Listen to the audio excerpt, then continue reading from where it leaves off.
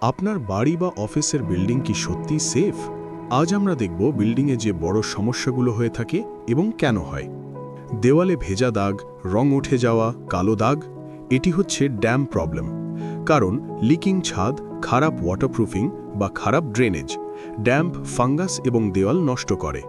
রডে মরিচা ধরা পড়লে কংক্রিট ফেটে যায়। কেন হয়?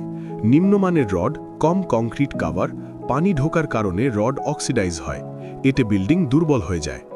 কংক্রিটে ফাটল, এটি হয় সিমেন্ট, বালি, পাথরের অনুপাতে সমস্যা, অতিরিক্ত লোড বা খারাপ ডিজাইনের কারণে। ছোট ফাটল বড় বিপদের কারণ হতে পারে। দেওয়ালের প্লাস্টার খসে পড়ছে, সিমেন্টের খারাপ মান, ভেজা দেওয়াল বা পুরনো বিল্ডিংয়ের কারণে এটি হয়। প্লাস্টার নষ্ট হলে দেওয়াল দুর্বল হয়।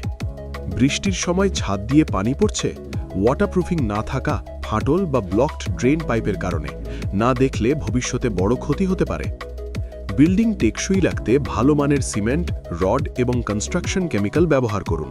ছোট সমস্যা এড়াতে নিয়মিত মেইনটেনেন্স খুব জরুরি।